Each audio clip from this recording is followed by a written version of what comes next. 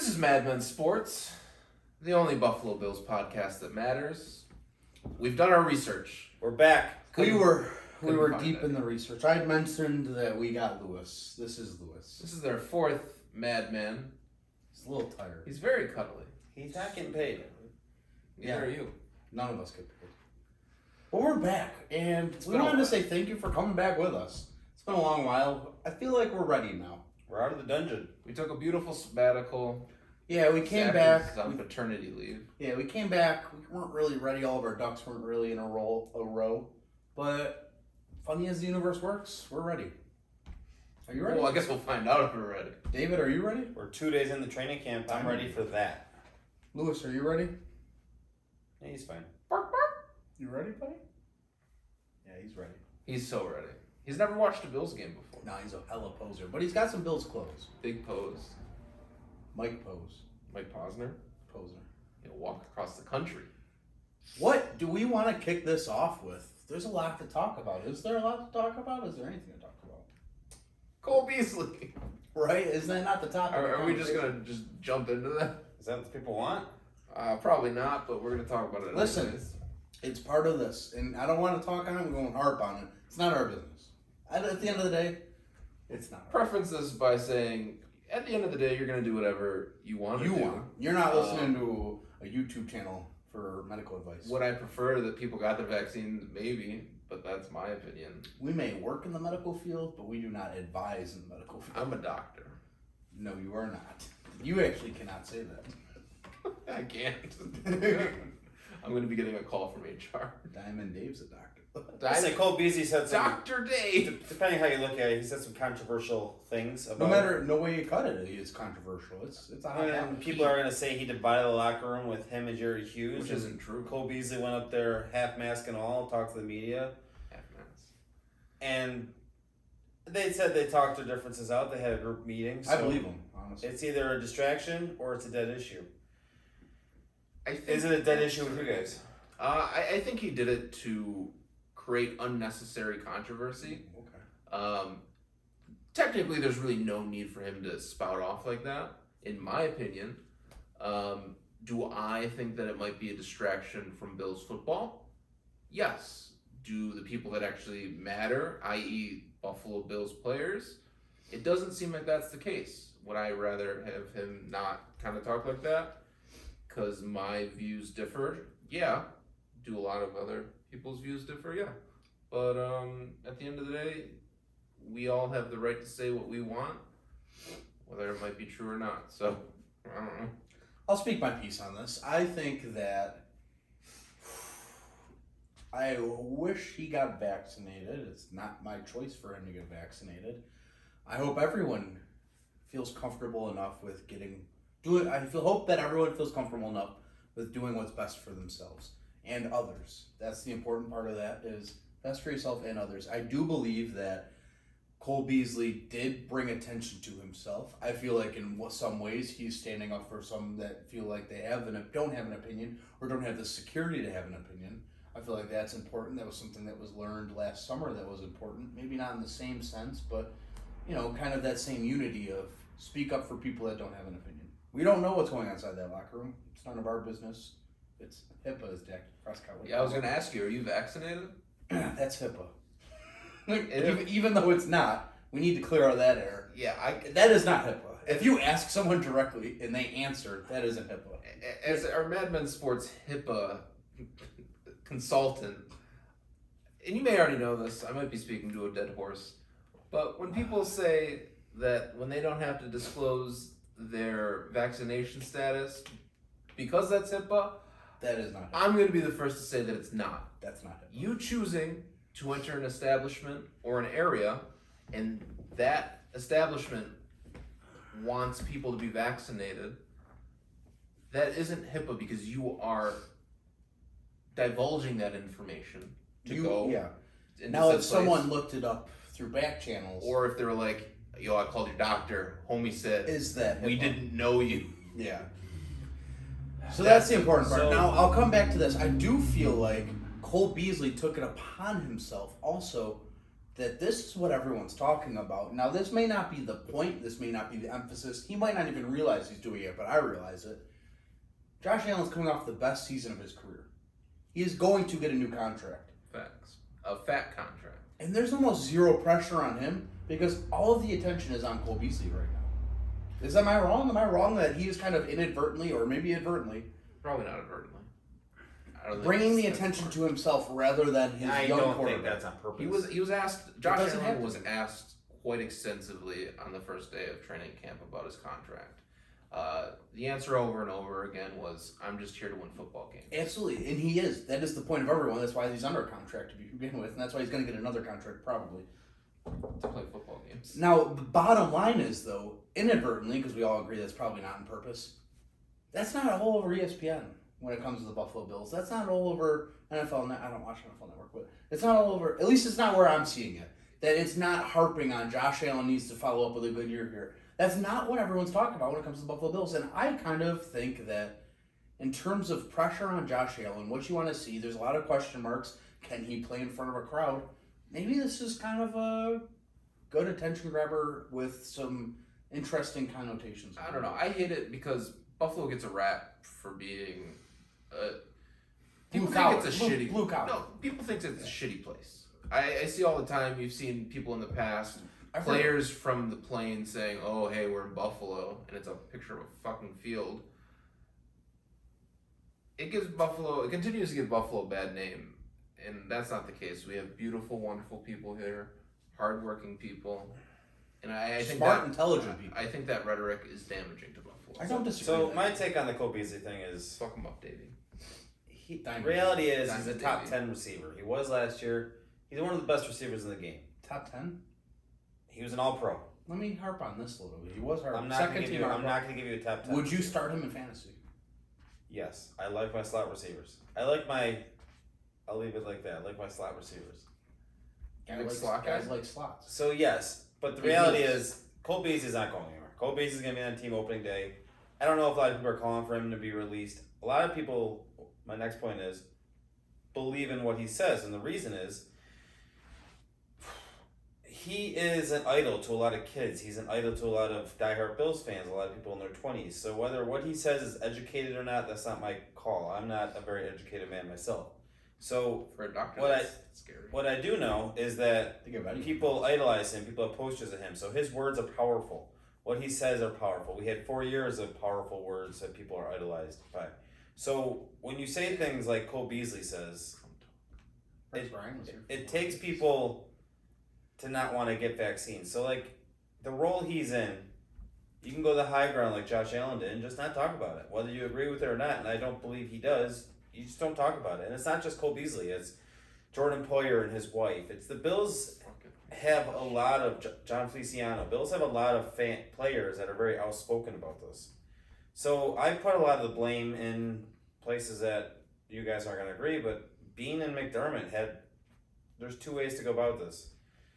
You give the players the right to talk about what they want because they have that freedom, but also you tell them to shut up when the distraction hits. And a lot of the front office, I feel like, didn't do a lot of that. Bean came out yesterday actually and said 80% of the Bills are vaccinated, which is a lot higher number than I expected and probably a lot of other people expected. So I think at the end of the day, the eye on the prize is to still win and go to the championship and go to the Super Bowl. Yeah, but I don't see a reason to talk. I don't know why they're out there talking. So I'm done. Sorry.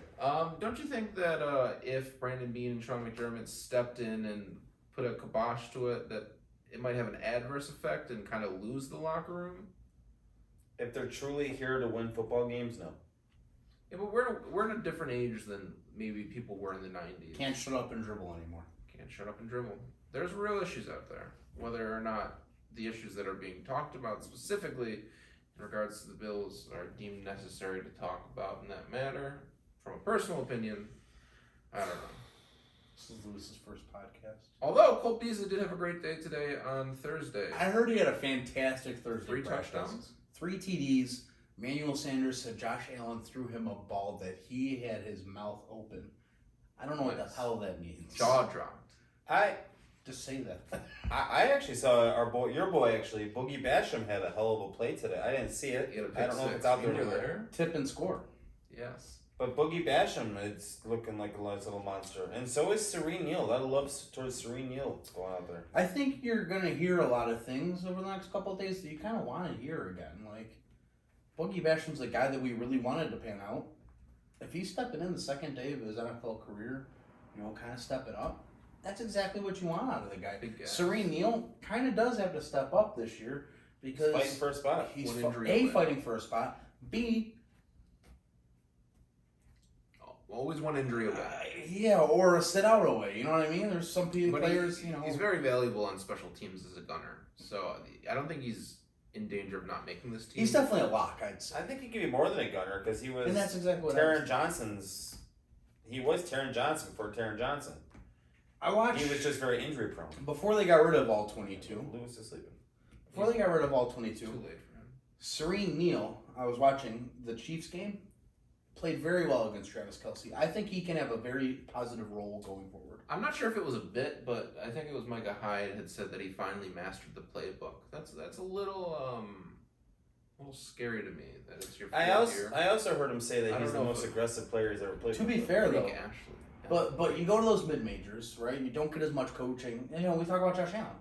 You don't get as much coaching as those higher end schools. You know what I'm saying? Respect. Mastering a playbook and completely different verbiage and all that. It's not always as simple as you may think, you know what I mean? I mean, Pat Mahomes went to Texas Tech, right? Comes back and he said his second year, or halfway through his second year, and he said he finally understood the playbook.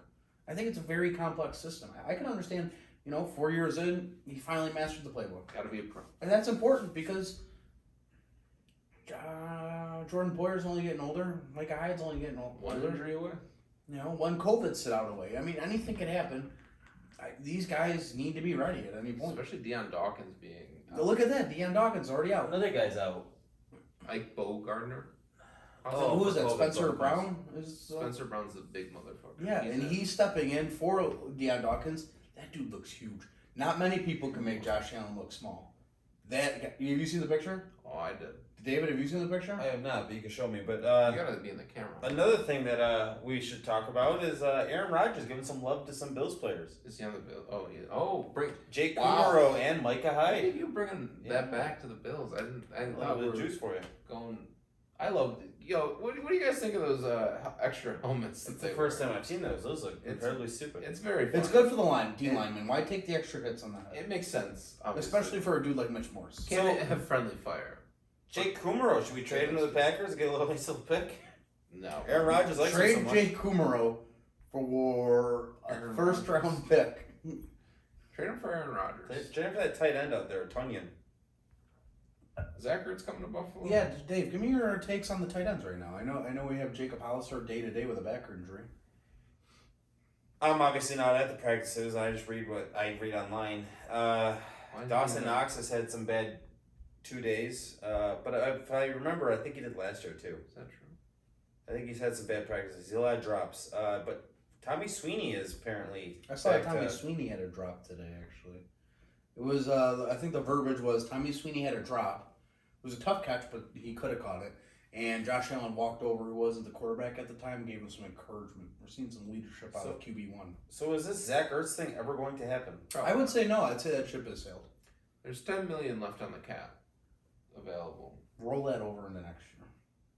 Cap's going up. Or sign Josh Allen. Cap's going up. You got some guys you got to sign like usual. Yeah, we don't need to spend.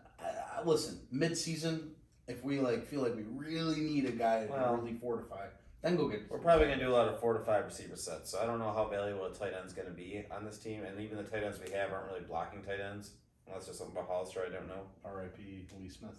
So don't bring that up. I don't necessarily know if the tight end issue is a deal. As far as I know, they're just going to keep 2 tight ends. Who knows? But nice. I would like to keep Reggie Gilliam. I really liked what I saw. Well, he's listed as a fullback, isn't he?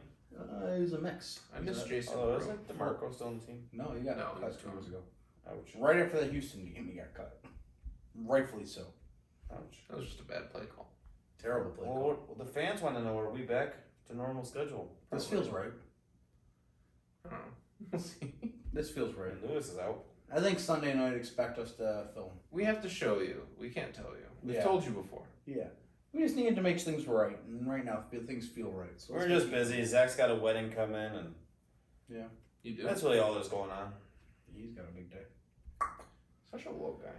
All right, so give me like beginning of training camp record prediction, Dave. What are you thinking, Diamond Dave? So there's 17 games. Still, yeah. 18 weeks. 12 and 6. That's not That's right. 18 games. 12 and 5. I like that. I don't know where the 5 losses are, but 17 and 0. 17 and 0. I'm going 11 and 6. What? NFC South is tough. What?